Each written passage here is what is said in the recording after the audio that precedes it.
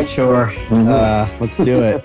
Yeah. Welcome. It's been fun to have you in Columbus and spend a Yeah. little time with you, and Yeah. enjoyed our conversation at dinner last night. And I'm Yeah. like a junkie watching you paint. It's amazing. I love it. I come down here and Mhm. just watch the progress, and Mhm.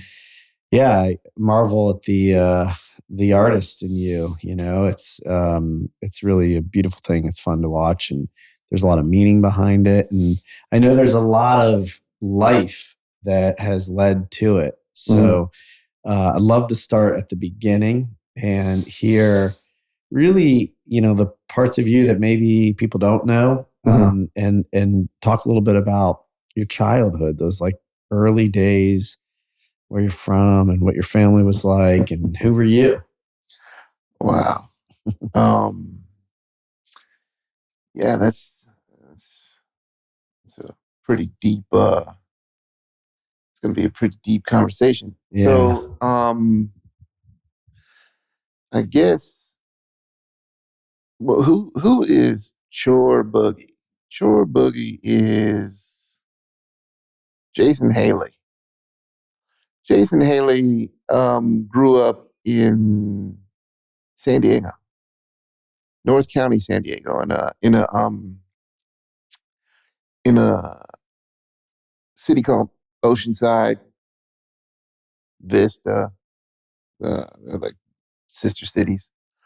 And I grew up in both locations because they were so close together. It may as well have been one city, but um, yeah, um, I'll say I've been an artist since I was like 5 years old. When I started going to kindergarten, when I was in kindergarten, that was when I realized I was going to be an artist. So, like, my teacher was, I remember her name to this day, Miss Henderson, and she asked me if I wanted to play Duck Duck Goose or do painting, and I was like, "What's painting? What's painting?" And she said, "Yeah, it's just you have this paint brushes, and they had this big old uh, like brown throwaway paper or something like that. It was just like a big like notepad of it, but it was huge, for kids Yeah. to create on. And so I was like, okay, what do I do? And she said, like, I don't know, paint your portrait or something, paint yourself. I was like, okay. And so I like painted this big old mashup of colors. And hence probably why I use a bunch of colors to this day. Mm-hmm. Um, and she came back, and asked me like how I liked it. And I looked at her in her eyes and I told her, when I grow up, I'm going to be an artist. Mm-hmm. And here I am. Mm. Mm. So, Now, do you remember what it was that had you knowing that at that point? When yeah, you didn't even know what it was, exactly. then you started to do it, Yeah, just as a loved it. Yeah, toddler, and you just loved it. I mean, yeah, you remember, like, I do. yeah. I do. I remember just how it felt. And like, it was just the funnest thing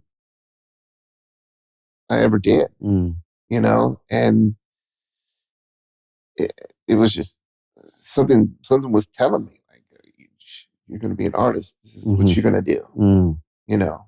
And then I realized over time that there's so much freedom involved in it, mm-hmm, you know. mm-hmm. And Was there any artists in your family? I mean, what were your parents like? Tell me about sort of the environment that you were in now as this little kid that wanted to be an artist. well, apparently, to my understanding from um, what my grandmother has told me, that um, on my Italian side, is that there has been a few artists, sculptors, and musicians and stuff, and visual painters. I think she said like one of her uncles or great uncles or something like that. And they got like sculptures and stuff up in Italy. So okay, that's a part of my bloodline. And, I know my mother, my father. I know I, they weren't artists like artists, no, but I know they dibbled and dabbled a little bit. Mm-hmm. But honestly, I'd have to say that I would be the substantial artist in my family Mm-hmm. that has Mm-hmm. really taken it the distance. Yeah. Yeah. And what happens is you have that discovery. Mhm. How much of your childhood starts to become about art, or how does it continue to unfold in your life? Well, I think it like growing up, you're a kid, Right. and so you're not at points, there was times where, I was thinking that I was going to be an astronaut or I'm going to Mm-hmm. be, this and that, Mm-hmm. but, yeah, but you know, I was always good at drawing. I was Mm-hmm. always good at art. Kids would turn to me at school growing up, like, oh, he can draw and this Mm-hmm. and that. And that's what I was known for. But um, I'll say things started shifting once I really got involved with aerosol, Mm. with the spray can. Mm-hmm. You know, How old were you when you discovered that? I was around between 10 and 13. Mm-hmm. So I started like noticing the culture and started seeing uh, the quote unquote graffiti. Mm-hmm. What was the culture? Tell me what was it that you were noticing? Uh, well, I started noticing a lot of the stuff like in the aqueducts Uh-huh. and around town, and always knew that that was like illegal, but I knew it looked fun. Mm-hmm. Yeah. And so I got involved in that. I got involved in that and started painting, started doing like illegal stuff with a spray can. Mm-hmm. And but I always that that was fun. It was such a rush. It was almost like an addiction, but it was almost like, I didn't really care for it that much. Mm. The illegal side of it. I cared more for the art side of it. Mm-hmm. Even though in the beginning, like in the early '90s, it was like even to accomplish doing some of the art stuff, you had to do it illegally. Right. So especially with a spray can. Mm-hmm. And so they had the places called yards and places where, we would go and congregate and paint. Mm-hmm. And, you know, those illegal areas like aqueducts and underground areas were the places where those were like my sketch pads. Mm-hmm. And that's where, I learned how to paint.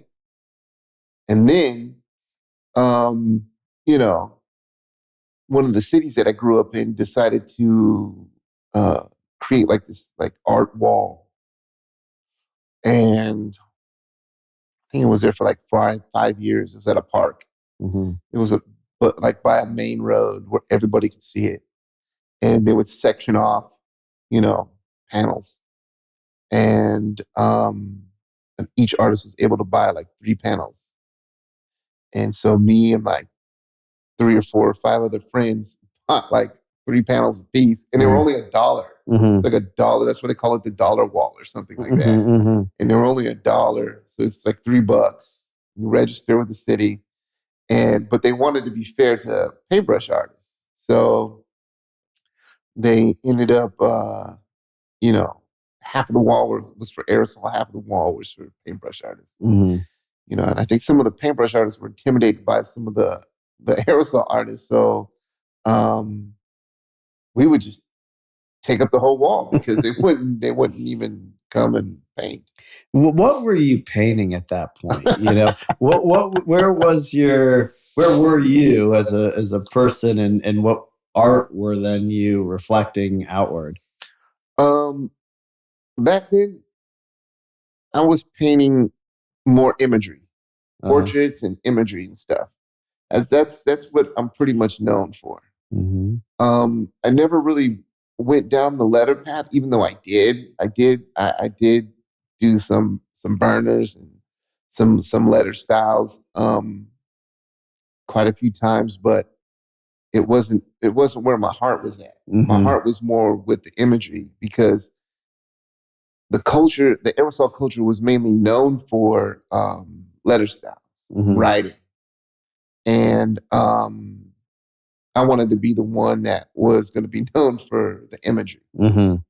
And there's even politics behind that. Hmm. So I just stuck with it, and Hmm. that's what I was painting. There more characters, b-boy style characters, and Hmm. crazy, wild stuff. Who can Hmm. paint the craziest of the crazy um, stuff on a wall with a spray can? And how much of the art was your life at this point, you know, as a kid, as a Now, teenager? I mean, you know, you're in school? I mean, you know, you're not, I don't know. I'm curious. Did you think that you could make a living doing this? Or was it just a fun hobby? I mean, like, how much of your life is consumed by the art well, at that point? at that point, as a teenager, you're not really. I wasn't really thinking about making a living off of it. I Hmm. just was thinking about like this is what I love to do. This Yeah. is this is awesome. This is Just out there amazing. having Yeah, fun. Yeah. yeah. Um, until I was approached by some gentlemen in suits at this particular wall, and asking me if I wanted to paint a mural, large scale mural. And I was like, sure. Um, um, and I'm like, well, what's it about? And they're like, have you heard of Tony Robbins? And I was like, no. And they're like showing me pictures of this guy. And they're like, oh, the guy with the big teeth on TV.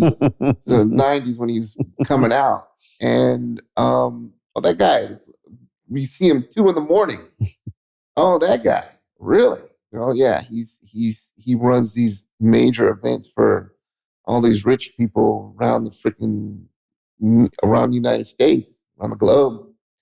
And you know, self-help, type events. And so he wants he was doing some type of ropes climbing course. And it's like 3 stories. Hmm. And they asked me if I wanted to paint it. Hmm. And I was like, yeah, wow, okay. And then, even though I got ripped off at that time, I didn't know anything about business, nothing. I Hmm. thought, what they were paying me was a lot of money, and technically it wasn't. Hmm. And, but I got a lot of spray cans out of it. Hmm. We Hmm. had them buy a lot of spray cans and probably used like a quarter of them, and then we kept the rest, and Yeah. it kept us fueled up painting that wall for like another year. Yeah. Yeah. So, Yeah. but Well, so does that, you know, become a little bit of a hit that you're like, well, wait a minute. there's people out there with money that'll pay me to do this. Well, that's exactly what it was. I was Yeah. like, you can get paid for this shit. Like Right. you can get paid for this, huh? Yeah. And um, from there, things started kind of picking up. Things kind of started picking up, and we were doing projects, and I had a partner. How old were you at this time? At that time, I was like 17, Uh-huh. 16, 17 when that happened. That was my first ever real gig with spray paint. Mm-hmm. It's for Tony Robbins. Hmm. Good start. Did you ever meet him? Yeah. Oh yeah. Yeah. Shook his big old hand. Uh-huh. Yeah. Hey buddy. Right, Yeah. right. He's like looking at the mirror. Oh yeah. Yeah. Took pictures with us and all types of stuff. Yeah. That's Yeah. funny. No, he was a pretty cool guy. Yeah. And then some things started happening, but at the same time, I'm a kid. I'm young. Right. I'm in the streets. Yeah. And partying at the same time. Yeah. And then that's when, that kind of took over. Yeah. And had an effect on the creative process. Yeah. Well, let's talk about that. So, you're in the streets, you're partying, you're an artist, you're out there having fun and hanging out with probably all kinds of interesting people, Tony Robbins and artists, whatever else. And the party, tends to follow. Yeah. And so what's that look like for you? What happens? How does it end up, impacting your work? You said it got in the way a little bit. Well, to me, it felt like I was disrespecting like the art form. So I would not like blend the two together. Mm-hmm. So whenever I was painting, it was just painting. Mm-hmm. But when it was just partying, it was just partying. Mm-hmm. Yeah. And that, like I said, that had an effect that kind of took over a little bit. And then and it just took me deeper down that rabbit hole of sex, drugs, and rock and roll. Mm-hmm. Yeah, and let's say hip hop. Okay, gotcha. Not uncommon, No. Me too, in my own way, Yeah. Sex, drugs, and rock and roll for me. And so I know we've talked. Yeah. Usually, it's not just the people you're hanging out with and the streets or the the culture. There's something under there too that has you wanting to feel those feelings, the highs, right? What's there for you? I mean, what was going on at that time? I would have to say, I think if we're taking it to that level, to that personal level, when it comes to the reasons why I went down the paths that I did, I would have to say that I think when my parents got a divorce, I think that's what kind of started it right there. How old were you? 13. Yeah. Yeah. Yeah. And that played a major effect on me. And then my ego, my pride was like pushing it off, pushing all those feelings down to where, okay, I'm not going to feel this. I'm not going to care about this. You know what I mean? In reality, I did. It was one of the things that hurt me growing up. Yeah. And then, it's led down a path of freaking destruction. Yeah. Yeah. Yeah. And at the same time, I'm being an artist at the same time. Yeah. Yeah. Yeah. I'm just curious and we can go as deep as you want, but my parents got divorced when I was 10 years old and my sister was 12. And, that by itself can really be massively impactful. Oh, yeah. In your case, especially at that age. At that age, especially. In your case, what was it? Was it just the the breaking up of the family unit? Was it, what was it that, had that really hit you, if anything, other than just the fact that you were, 13 and your parents get divorced? Was there something specific about it that really hit you? And I think it was just the fact that, like, you know, the concept of what love is. Mm. Yeah. Mm-hmm. And it totally just blew me left field. Yeah. You know what I mean? Like, it just took me into a whole different direction Yeah. of what love truly is. Yeah. Yeah. Yeah. Especially at that age. Uh-huh. If I was younger, it would have probably been a different story. Sure. Yeah. But you had already started to form some beliefs or vision or Yeah. feelings around what love Yeah. was, and now that was being totally turned upside down. Oh yeah. Yeah. Yeah. Got it. Thank you for sharing that. It makes sense. Yeah. Yeah. Just the truth. Right. Yeah. Yeah. And so the parting, it Mhm. takes on, a life of its own. Yeah. How what happens? Like, how does that impact you? As far as what? What do you mean? Just like, does it become, an addiction? Is it getting in the Yeah. way of your work? Is it messing with your life? Are you just out there having a good time? What's going on? It depends on what the individual is doing. But me personally, Mm-hmm. like, it led with from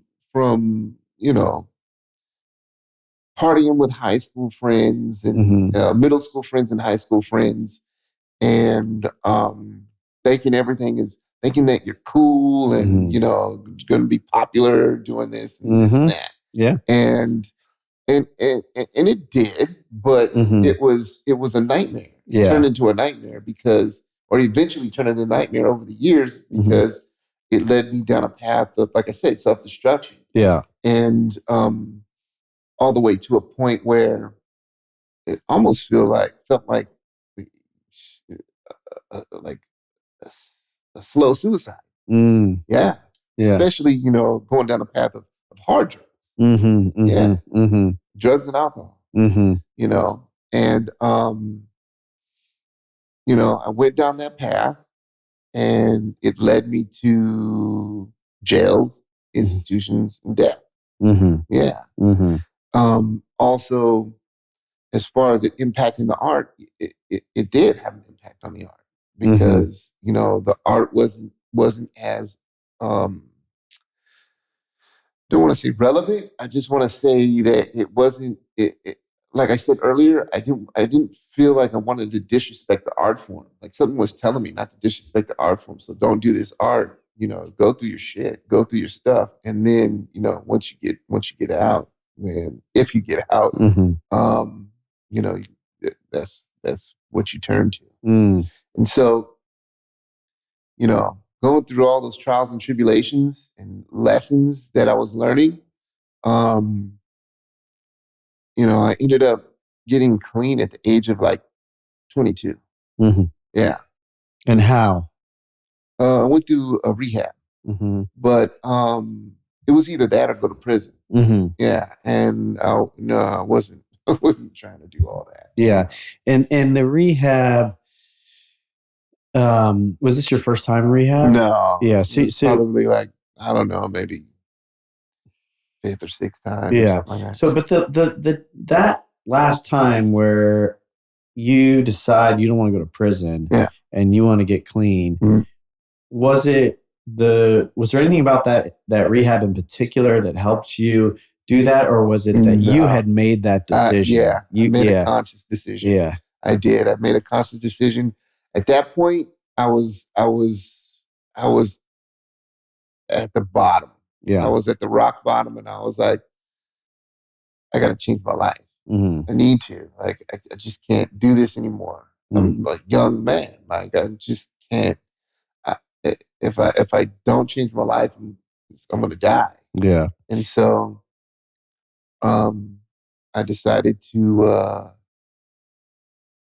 do that, change my life, Mm-hmm. and I did. Mm-hmm. It's a fascinating thing. Mm-hmm. And I think it's helpful for people to hear this. Yeah. Maybe No. somebody, Oh, it is. right? Oh, yeah. And Oh, so, it's out there. yeah, It's on the interweb. yeah, well, yeah, but what I want, just to tease out a little bit with you is this rock bottom, how important is it for people to go on their own journey and Mm, even if that means yeah. getting to a rock bottom, I guess, is the rock bottom necessary? I guess is my question. Is that, I mean, in your case, that's where you ended up. Uh-huh. Sometimes, do you think that's just kind of how it has to go? Yeah, I Yeah. do. Sometimes I do. I think it depends on the individual, depends on how you were raised. It depends on the choices we make in life. Yeah. You know, once we get to a certain age, we're able to make these choices, and if there's repercussions, we have to accept those repercussions. Yeah. Yeah, And then make different choices. and learn from our mistakes. Yeah. Yeah, Yeah. So it all sort of goes hand in hand. If yeah, you can learn yeah, while you're going yeah, and implement, with better choices, yeah, you might not need to get to rock yeah, bottom, but sometimes you yeah. got to get there to see It that. doesn't really matter who an individual is, or how much money they have, No. or what type of family they grew up in. Um, you're going to learn lessons no matter what. Right. You know what I mean? Right. And if you have um, uh, accessibility that is laid out for you versus somebody that doesn't, you know, um, you're still going to learn lessons Mm-hmm. no matter what. That's just life, period. And I've seen people with money hit rock bottom, and I've seen people with no money hit rock bottom. Mm-hmm. Yeah, and I've also seen them both come back up. Yeah. Yeah, Yeah. rise back up Yeah. like the sun. Yeah. And so, um, was it important for me to learn these lessons? I think it's my physical genetic makeup that has basically built my character of who I am today. Yes. Yeah. Yeah. If I didn't go through any of that, I probably wouldn't be helping others. Right. Yeah. You wouldn't, no question. I believe that. That's Mhm. really actually the point of this podcast and Mhm. the thing that's starting to become maybe, my life's work. I Mhm. am so fascinated with this idea of the human journey and our life informing, Yeah. how we can create and give back. Mhm. And so I love hearing you say that. You tell me then you get clean. Mhm. You're relatively young, still 22. Is that what you said? Yeah. That's when I first got clean. Yeah. So in a lot of ways, like what a blessing that you figure that all out pretty quickly. Mhm. You got the rest of your life ahead of you. Oh yeah. What happens next? Well, I ended up staying clean for 13 years, military. Hmm. And And you go back to the art during that time? I did Yeah. actually. That's what saved me. Hmm. Um, so I ended up I ended up leaving that rehab and living with a aunt and uncle in San Diego, and um, I ended up connecting with this like it's kind of a youth center in San Diego. It was called Writer's Block, and it was a place where artists that paint with spray paint go and paint. You know, so I ended up going there painting, and well, actually, I did a couple of illegal things uh, before I went there. I went to go paint illegally Hmm. before I went there, but that was just like two or three times. and just because I was rusty, Mm-hmm. needed to Work it out a little put bit. some oil on the bearings. Yeah. And when I got to that park, I started painting. I was there every day, painting, painting, painting, Mm-hmm. and it just kept me alive. You Mm-hmm. know, I ended up being on my own, having my own little studio, having where I lived at, and um, just Mm-hmm. growing up, and um, started doing a little traveling with these guys, painting and stuff, and at this writer's block, and yeah, and then all of a sudden, I got an opportunity to move to San Francisco Mm-hmm. and do my art, Mm-hmm. just do art. Some guy that was running this loft, 3,000 square foot loft, had a couple artists staying there. But he met me, and then he had another artist, which is another part of my artistic history. His name is Vulcan, who's one of the originators of super burners, spray paint super burners, which is large style letter forms Mm. and using lots of color. Mm-hmm. And he was the one who actually introduced me to this guy in San Francisco because he was staying at this loft, and this guy was kind of like a manager. Mm-hmm. And so he invited me to come live up there, rent free, in San Francisco, Mm-hmm. in the Mission District, and all I had to do was paint. Mm-hmm. And you know, it took me about six, six to 8 months to really make that move. Mm-hmm. I had a job. Told my supervisors that, when I first started that job, that I'm only going to be here 3 to 5 years. My art career is going to pick up, and I'm going to and I'm done. Mm-hmm. And then the fifth year came, and they remembered I said that, and boom, I was gone. I was up in San Francisco and had a loft, it had a studio there, and I was working on a lot of canvas works, and because I don't only just paint on the streets. I paint canvases. I paint large scale canvases, Mm-hmm. small scale. I paint, and they all with spray paint. Mm-hmm. And so, um, yeah, lived up there, and then things were going a little slow, but they started picking up. I think like one of my first gigs up there was like with Google and geez, um, did Best of the Bay, and then like yeah, there was some other tech companies out there, and Mm-hmm. yeah, we did some pretty big projects out there in the beginning, and then I started doing some traveling. Mm-hmm.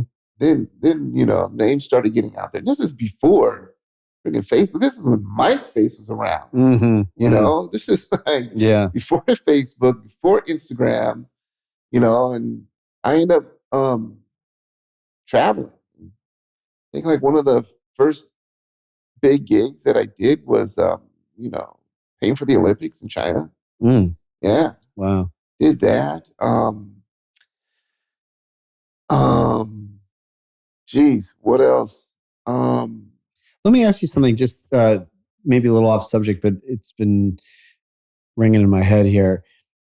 Going back to the sex, drugs, and hip hop. okay. Tell me a little bit about the music. I'm kind of curious. I don't know Music. how much the music plays a role in your world Oh wow. as a artist. Yeah. Because culturally, I think there was something more to it than hip hop. And I was just listening to this Rick Rubin Yeah. podcast, and it was at first. I think from what I understand, people really, and I remember this to some degree, discounted hip hop hmm as music. hmm Um, but it was so much more than that. Yeah. As like most major music movements are, they're Yeah. more than the music. Yeah. And I just was curious if that, was really a part of your life or how Oh, that played a role in your the hip life. hop, like the hip hop culture. Just the culture, the whatever role, even still this day, Oh, you yeah. know, how does music find its way into your life? Well, hence boogie for chore boogie. Yeah, I listen to music every time I'm painting. yeah, You catch me boogieing out there while I'm painting, and yeah. So, yeah. so music is definitely a major role. Plays a major role. Hmm. I don't only just listen to hip hop. I listen to a plethora of different Hmm. styles of music. Hmm. But hip hop is definitely where I got my start from, Hmm. and what led me into the aerosol culture. Hmm. I've been listening to hip hop since the '80s, since I was a little kid, Hmm. because of my uncle and all that stuff, and Hmm. um, family, and it's always influenced my life. Until it's influenced my life to a point where I've even like I grew up. Say, here's an example: like listening to Wu Tang, Hmm. and I grew up listening to them, and they were major influence, I would say on my life at one point. And then, going through all those trials and tribulations and cleaning my life and then building up my career, I that led me to even being on stage with them Mm. and painting a portrait for Old Dirty Bastard when he died, Wow. and them holding up my painting to 70,000 people and being on Jeez. stage to witness that. Whoa. you know? Yeah. And that was one of the greatest moments of my I life. bet. Yeah. Holy In cow. front of Yeah. 70,000 people and Yeah. people screaming while they're holding your painting up. Yeah. And it was one of the most beautiful moments I've, like I said, ever had in my life. But Mm. that's how much an impact hip hop has had on my life. Yeah. It led me to that stage. Mm-hmm. Mm-hmm. Mm. You know? Mm-hmm. Yeah. It's interesting because as you talk about like being up there boogieing, Mhm. you know, and just it's just I think it's about energy. I think Mhm. it's just a really important piece of the puzzle, Oh, for me, for you, right? oh yeah. Because you're feeling something. Yeah. The music is making you feel Yeah. something, and then and part of that feeling is energetic, and Yeah. then it's how you express yourself. Part Yeah. of it is about community, Yeah. right? And then look what it does for you, Yeah. right? It's put you Exactly. on that Yeah. stage, and it's so woven into it all, you Yeah. know? Music is about taste. So Mm. when it comes to an individual's taste of what they listen to, and especially if they're visual artists or creative, you know what I Hmm. mean? And they're listening to music while they're creating, right? Hmm. That energy of like what you're talking about, that energy of that music is going to come out into that creation, Hmm. no matter what, no matter what. And that's a lot.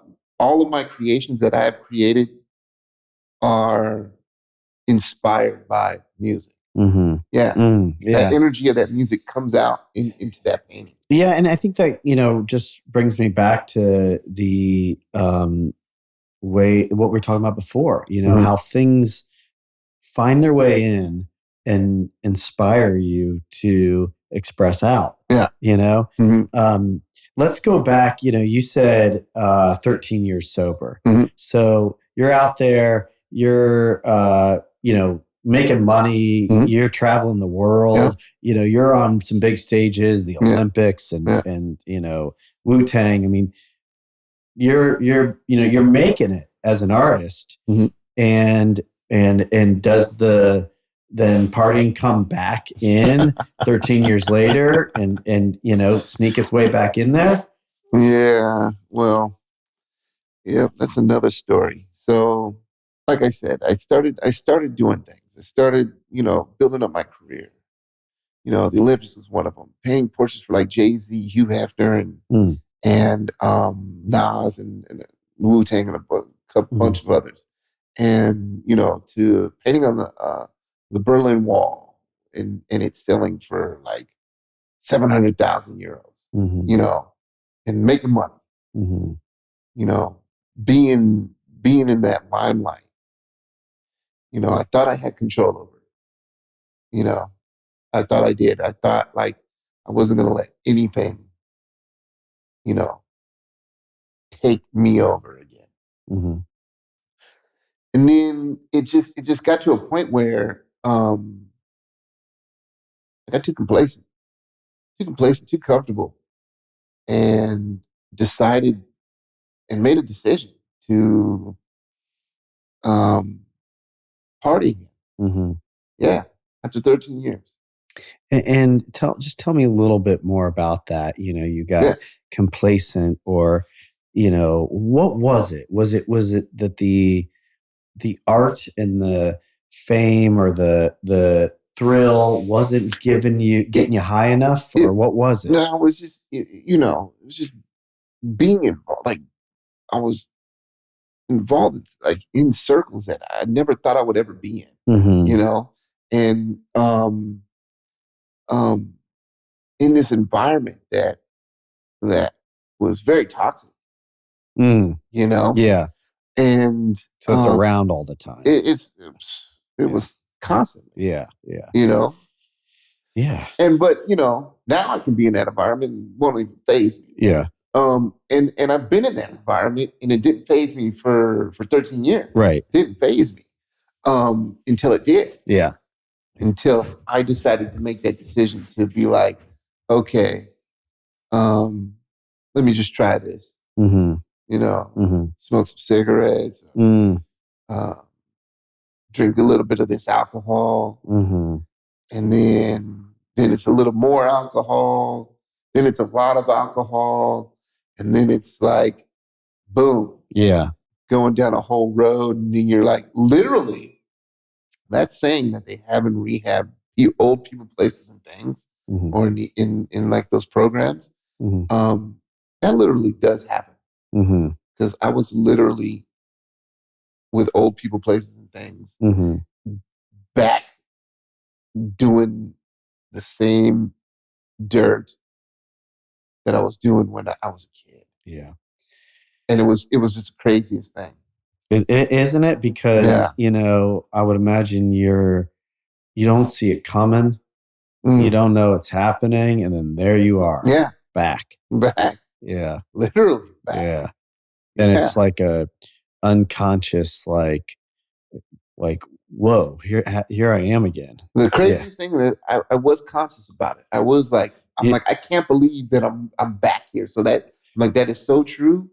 I need to get out of here. Uh-huh. Yeah. But you were conscious when you got there. Yeah. You didn't know all along that's how it's going to go. That's the Yeah. unconscious I part, didn't right? expect for that to happen. Yeah. Then you have the like, Yeah. holy shit, here I am. Okay, so then what? You have that realization, like, shit, I'm back. I don't want to be I here. had that realization, and then it got to a point where, okay, um, I was like feeling sick from the drugs, right?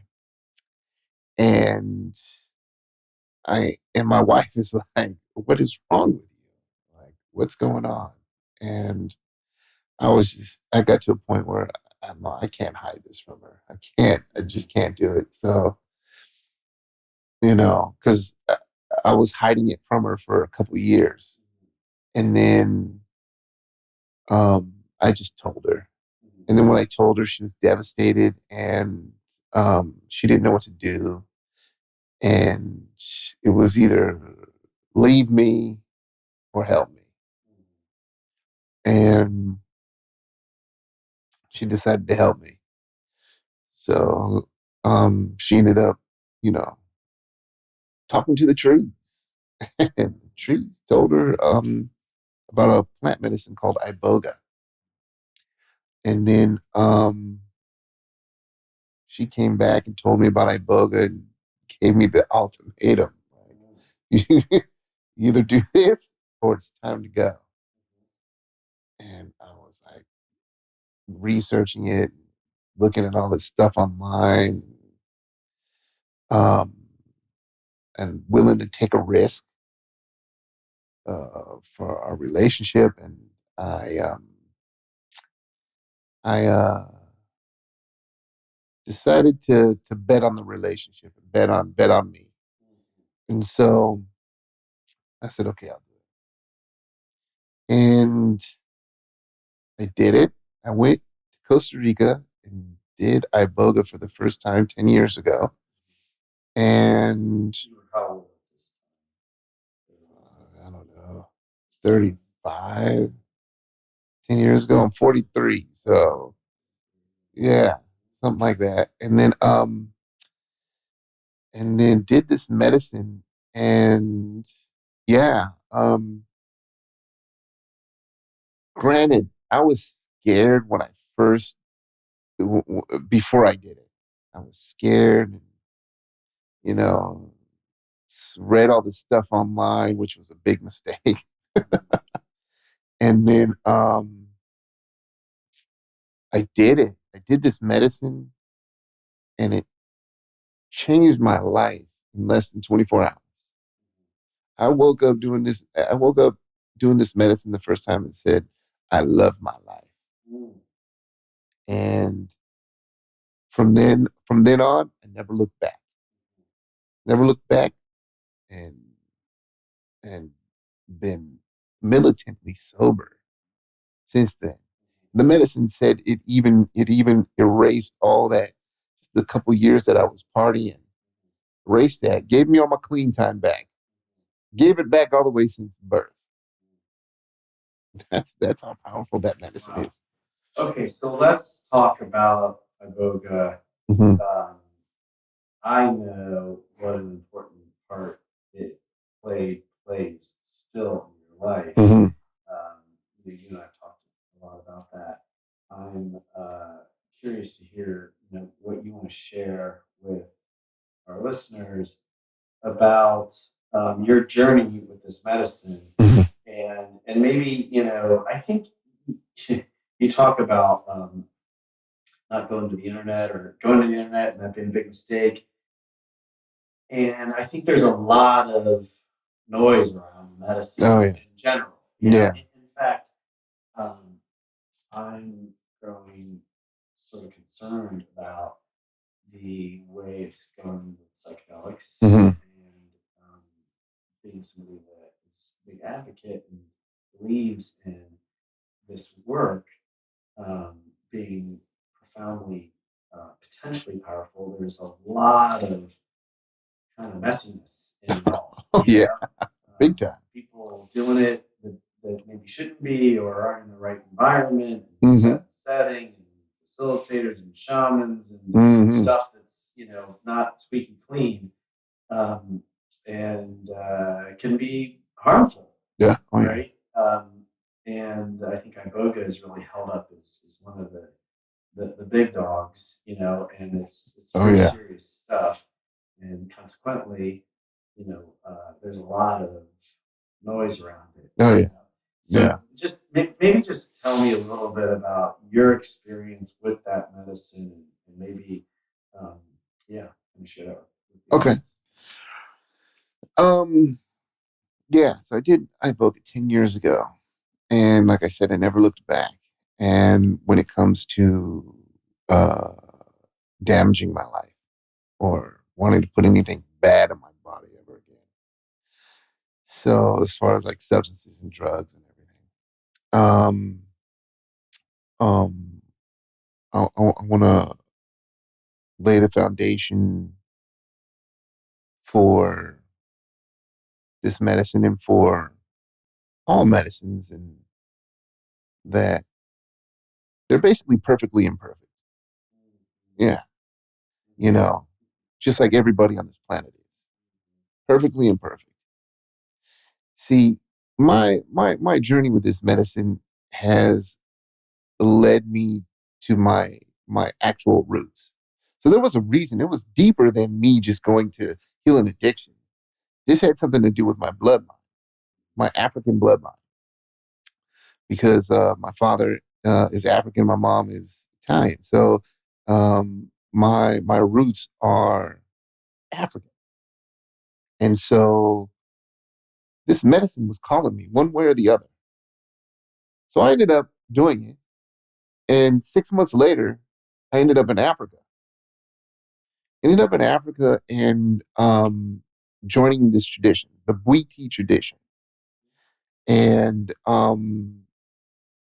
it's a tradition, it's an oral tradition, and it's a tradition based off of the foundation of this medicine, but it's way bigger than that. There's there's things out there that the human mind and the human eye and the human individual will never know unless they really go out and explore. And since I've joined this tradition, I've seen things and been involved in things that I I never would have thought existed. And this is for the benefit of man, humanity. And I'm like, how come this is not, how come the world doesn't know about this? Because of fear, because the world is scared, because they're they're not ready. They're also over consumers and rape and pillage and you know takers. You know, so uh, there's a process to where an individual has to unlearn to relearn what life is truly about. And that's what the Bwiti tradition has done for me. So I've been involved in that tradition for 10 years. I am an ordained shaman, Ganga, they call it a Ganga. Uh, you know, and um, and I'm still in lesson and I'm still learning.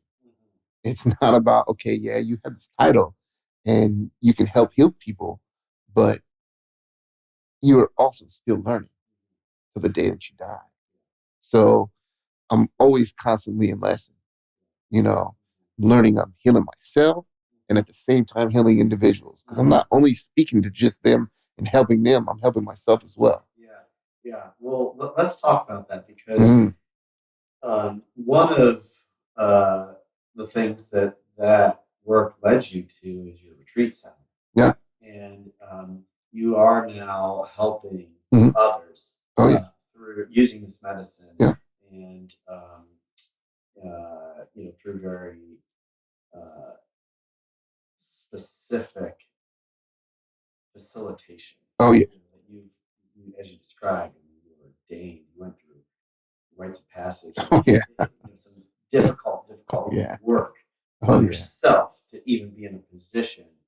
And so, which I think is like how it has to be. It's like, you don't let somebody practice medicine from a medical No, school, right? exactly. And so, and it's funny because like I know people scoff at that, Oh, like, yeah. oh, well, they're not doctors, but the truth is that if you are talking about the mind Mhm. and the body Oh, and yeah. transformation and mental health or reconnecting to your soul, that Bias. is Yeah. medicine. That And is that medicine. and you need to Yeah. be skilled Yeah. at supporting somebody in that. Oh, yes. And yet, I love that you're saying how much you still learn and learn from others by Yeah. sitting with them, right? Exactly. And just maybe talk a little bit about that piece, like this human experience that is informing each other. Yeah. So,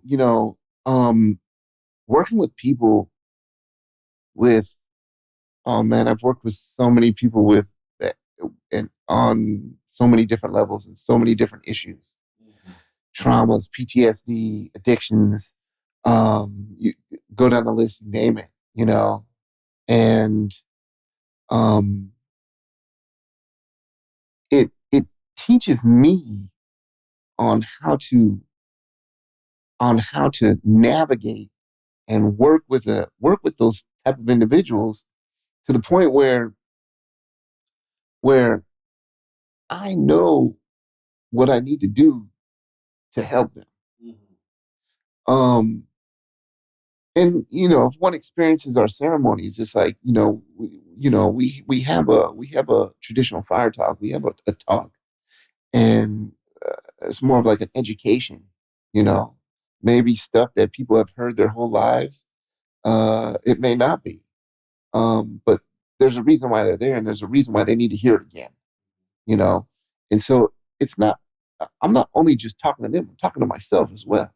You know, and so it's like I'm learning from all these individuals that come in and try to help them, or not try, but help them as best as we can. So, um, yeah, it's definitely an interesting process.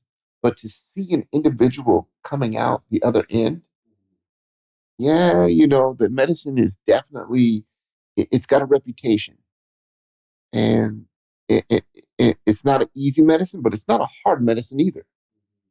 I learned that the first time I did it because I always thought it was going to be a hard medicine, but it's balanced, and that's what we are as human beings. We're balanced individuals, and so um, that actually helps me help others help themselves. You know, yeah, and that's what we do with the medicine. We we're there to give suggestions, but we're also there to help you help yourself with the medicine. Yeah, there's a point in there that I think is really important, which is that the medicine by itself Mm-hmm. isn't gonna solve the problems. Mm-hmm. It can show them to you. It can support you. It can help you. It can be massively impactful. Oh yeah. But at the end of the day, you still have to integrate it. Oh yeah. Yeah. Oh yeah. That's a whole nother subject right there. The medicine will allow you to help you help yourself and help heal yourself if that individual decides to listen to the medicine. And that's one of the major issues when it comes to people in medicine or iboga or any other medicines, is that they don't listen. If you don't listen to the medicine, what's the point? Yeah. The point is to listen to what this gift that this medicine is giving you. See, a lot of people they like they have control issues. They like take things to their own hands. You know, and some people don't think it's real, but there is a reality to it. There is realness to this medicine, to these medicines. Iboga in particular. So, um, so an individual really has to make that conscious decision to really listen to what these medicines are giving them and blessing them. In your case, what did the medicine tell you, and how has that listening really now informed what you're doing with your life? Okay. So, including let me just, because I want to get to in the interest of time, because I know you got to get back out there, but I want to ultimately get to the work that you're doing, including this mural that you're painting here at Gravity. It's all connected. And so, yeah, maybe just speak about how, that's unfolded for you. Okay. On my path of listening to the medicine. So when I first did iboga, and trust me, I've done all them other medicines, and this is the medicine that really, like I said, it was my bloodline. It was calling me for some reason, and I showed up. And this medicine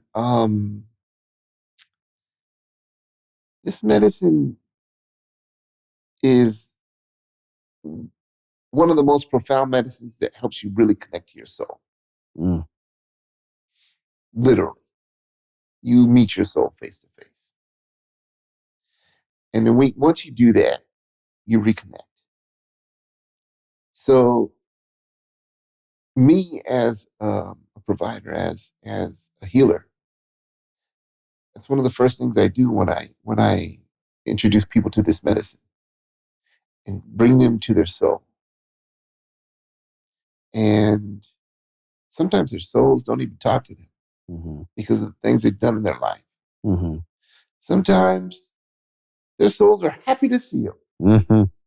Sometimes um, it takes some work to really to get your soul to really embrace you. Sometimes it does, depending on what an individual has done. So, my first time meeting my soul, he was mad. My soul was disappointed and mad, and he was hurt. Hurt. And I was like, what? Like I was in tears. Like, what's wrong? And he was like, you hurt me. And I was like, wow, just that alone had me shook. Oof. And he was like, you disrespect me, you hurt me. So you don't understand how many times I kept you alive. All them times that you could have OD'd, or all them times that you did OD, and all them times that your life, you almost lost your life. He's all, I kept you alive. And that had me freaking in tears. And I was like literally on my knees begging my soul, like, please forgive me. And he was like, okay, yeah, I forgive you. I forgive you. And he gave me a hug. And then he was just like, but you know what? If you go back, I'm gonna fucking kill you. I'm taking you out. Imagine your soul, yourself telling yourself that he's gonna take you out if you don't listen, if you don't change your life. Imagine that. Okay, that may sound scary to somebody looking outside of themselves, or looking outside of what this medicine really is, but you got to really understand that we definitely need that sternness. We need that type of healing. We need that type of that type of truth, especially coming from your own soul. If your own soul tells you that you need to stay alive, I am highly advised to listen. And so I was like, yeah, okay, thank you. I'm gonna listen. Thank you very much. And then he was happy. He was happy, and then freaking we merged into one, and bossy, and then we were just, been tight ever since. Yeah, it's not something that I fully understand without never having done it. So I can't tell you that I understand. I think I do, though, based on the experiences that I have had, and with the medicines that I've worked with, and um, and yet, you can never really understand unless you've been there and had that experience. But I think that, what I'm hearing is what makes this work so special and so, uh, why it works, because you can't get down to that level to really get what's happening and why you really need to make the change, right? And this isn't to take anything away from talk therapy or from rehabs or the other things that work too, right? But um, until you can. It's like getting to the bottom. Like that's the thing about the rock bottom. It's Yeah. like you got to get in there and really feel it and buy it, experience it, Yeah. to then know, oh, I don't want to do that again. Yeah. I No. don't want to let him down Yeah. again, Exactly. let Exactly. myself down like that again. Bossy. Yeah. Yeah. That's the thing, especially when it comes to iboga. They say it's like 20, 30 years of therapy in less than 24 hours. Yeah. It's that much. It's you get that much, all those sessions in one session. Mm-hmm. Yeah. Mm-hmm. Mm-hmm. So uh, it's a very unique and very helpful medicine. Mm-hmm. Yeah, I was asking you last night, I want you to share this, Mhm. because I was asking you about how it informs your work Yeah. now. And um so obviously you have such a profound experience with this medicine that you opened the retreat center Mhm. in Costa Rica, and you're now supporting so many other people through that. Yeah. And you're still out there working as an artist, Mhm. although maybe not as much as you used to, Mhm. having evolved into different kind of work. Mhm. But you're here, and you're painting just the most beautiful mural. Usually when we have an artist come in, we have a little bit more of a concrete Yeah. idea of what's going to go on the wall, Mhm. which I've always struggled with, Mm. because I don't want to take away the creative part, the art from the artist, and I Exactly. don't want to steer it, drive it. Um, and on the other hand, it's like, well, we want something that reflects who we are, Mhm. and so we typically get involved. In your case, just based on the way that we met and Mhm. connected, and knowing you and the work you've done, seeing your work, I think we just said, like, have at it, Yeah. and Yeah. Good. here's what this project's about. But like, Mhm. and you know, from what I understand, you're not up there working off of an image. No. No. Like, Not at all. most of these guys do. They have it planned out, and they're Mhm. looking back and forth, and they're matching. This is in your mind, and it's more than in your mind. This Mind, is body, a soul. vision. Yeah. This is a full expression Yeah. of you. Tell the audience, what this mural, at Gravity, is. Yeah. Yeah. I have to give you some big thanks for that, for the trust. Mm-hmm. It takes a lot of trust for somebody to do that, to let somebody just have free range. Mm-hmm. I've worked with a lot of companies, that a lot of places that, you know, they got trust issues, and, Mm-hmm. when it comes to the creative process. Yeah. And I understand, I get it. I do get it.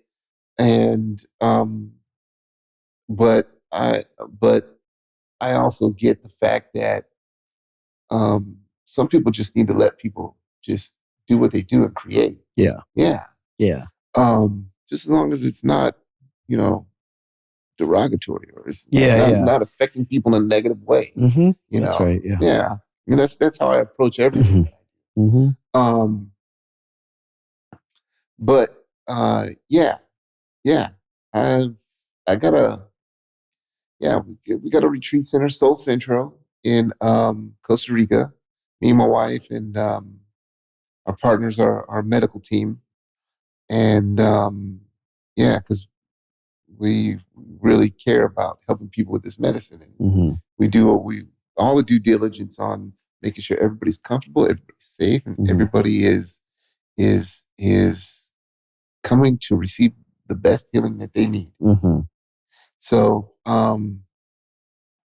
the inspiration for this mural, one of the inspiration behind this mural came from a vision that I had with this medicine, of um, seeing my ancestors, of meeting my ancestors. Um, I can explain the vision, Mm-hmm. um, like I explained to you last night. Mm-hmm. It's kind of deep. It's really deep. So, and it explains, you know, the detail of this medicine. It's something that I'll never forget. Um, so I was in, or you know, after my initiation, doing my initiation in Africa and rite of passage and all that stuff. You know, the initiations with a lot of medicine, and so I ended up calling upon my ancestors, screaming out loud within, like I want to see my ancestors. And then all of a sudden, this pyramid like structure broke out of the darkness. And then once it broke through, I literally felt like I was in a different world, spirit world. I can feel the weather, literally feel the weather inside this world. And you know, it was a little lukewarm feeling and stuff. And I see this pyramid, and in my visions, I'm a superhero called Love Man. Love Man. I have a big heart on my chest. I got a cape and heart on my third eye, and it shoots out. They shoot out hearts and all the darkness like a machine gun and annihilates everything. Spin around. Ah, yeah, it's pretty wild. So I'm in this world and I'm like, okay, I gotta fly up to the top here. Let's fly up to the top. Flow up, flew up right to the top, and I see this individual, 12-foot tall individual in the center of this pyramid with his hands up in the air and a beam of light shooting through his hands. And I'm like, oh my gosh, what is going on here? Like I couldn't even believe it. You know, you know, granted, like I I would have never thought I would have went down this path at all in my life of plant medicines and Mhm, of iboga. Like I mhm, never would have thought. Never. But I'm here now. mhm, And so I'm analyzing this individual. And I'm like, this is the most craziest thing I've ever seen. And I'm looking at his skin and the details of the body. And skin was made of stars in the universe. And I go, wow, this is amazing. Wow. And I walk up to him and he's like looking at me at the same time with a big smile on his face, eyes all bright. And then, you know, there's music playing while you're listening or while you're with the medicine. And there's also music playing inside the spirit world. So when they combine together, it's like a music that you've never even heard in your entire existence of life. Never. I've never heard anything like this. And so every movement had music to it. So like I'm like, what does he have in his hands? You know, do this beam of light. And then he's like, he brings it down. And while he's bringing it down, this music is like playing. It's like in slow motion too, kind of, kind of slow motion. And he brings his hands down. And I go up and I look at his hands and like, wow, there's a live beating heart in his hand. And so I'm like, I can't believe this. Like, there's a freaking heart in this being's hands. And then I'm like, okay, the rite of passage, initiation. Okay, what do I need to do? I need to do something. I need to do something. So I got to think quick on my feet while I'm on this medicine. So I'm like, okay, grab the heart. So I grabbed the heart, made the initiative. I grabbed the heart. And then that music just started playing like mm, even louder. And it was just the most beautifulest thing I've ever heard. Like he's back home. Like that's what it felt like. Like he's back. He's back. And so the being looks at me and he's like, he looks at me and he says, now what are you going to do with it? I was like, oh wow. That's a big question. Okay. What can I do with it? Okay, all right. Okay, this is what I'm going to do. So I open up my chest like a board game. Just opened up and I'm seeing everything live and direct and hear the blood flowing in the veins. And I look at my heart and there was like no heart there. There was like this dark, nothing darkness consuming it. And it hissed. It was hissing like a snake and like making these noises. And I was like, what? I was like, no, I don't have a heart. Oh my gosh. Okay, this is what I'm gonna do. Pop the heart in its place. Mm-hmm. And then it started consuming that darkness just annihilated and it was gone. Mm. You know, you could hear it like saying, help me, like the flyers, and it was just gone. Mm-hmm. But I can feel it in physical time, the heart reconnecting to my like body. And I can just feel it like electrical surges in my body, you know? And then, but it wasn't over. It just wasn't over after that. Like, I'm sitting there with my chest open. I'm like, kind of like dazed a little bit. And I'm looking up and I see the sun, just like this little ball, like the sun, like right above my head. And something was screaming at me, like my soul was screaming at me, saying, you know, put your hand in it. So he's like, scream, put your hand in it, put your hand in it. And I'm like, okay. And then I put my hand in it because at this moment, everything's going wild, you know. It's like this reconnecting, you know, of forces, of energy.